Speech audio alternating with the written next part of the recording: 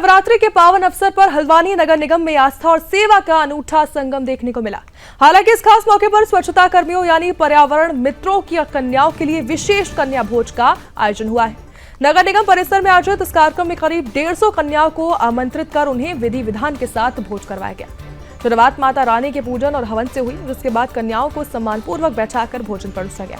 इतना ही नहीं, कन्याओं के चरण स्पर्श कर उनका आशीर्वाद भी लिया गया, जिससे पूरे आयोजन में श्रद्धा और सम्मान का भाव साफ नजर आया।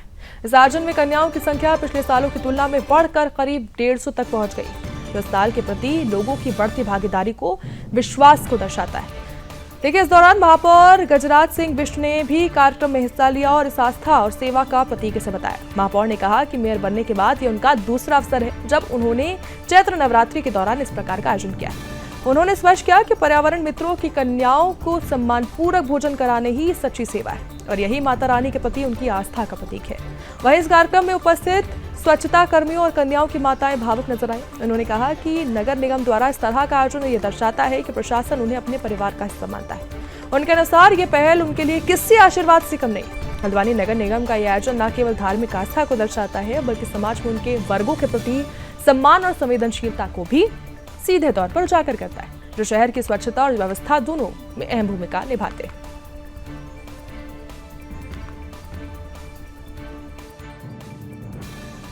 देशवासियों को, प्रदेशवासियों को और हल्द्वानी नगर निवासियों को पहले नवरात्रि की ढेर सारी शुभकामनाएं देता हूँ।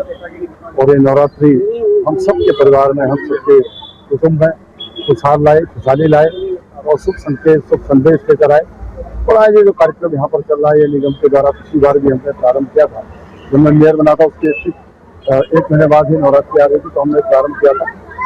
जो लोग, जो पर्यावरण मित्र हैं हमारे परिवार का अंग है, तो जब 1 वर्ष मुझे आज हो गया इस निगम में, मैं समझता हूँ कि सबसे ज्यादा और सबसे कठिन और सबसे ज्यादा परिश्रम वाला कार्य कोई अगर करता है इस निगम में, तो हमारे पर्यावरण मित्र हैं। उनकी बेटियों को उनका पूजन करना, उनकी सभी बच्चों का देवी पूजन करना, कन्या पूजन करना, हम सब ने पिछली बार से प्रारंभ किया और इस बार भी हम उनका यहाँ पर पूजन कर रहे हैं। मैं समझता हूँ कि इससे बड़ी पूजा इन बच्चों के अलावा कोई हो ही नहीं सकती दुनिया में। इसलिए हमने सब उन पर्यावरण मित्रों की बच्चों को यहाँ पर बुलाया है और 101 कन्याओं का हम पूजन पिछले वर्ष भी किया, इस बार भी कर रहे हैं। और आज तो मैं समझता हूँ कि लगभग 150 के आसपास कन्याएं आ गई।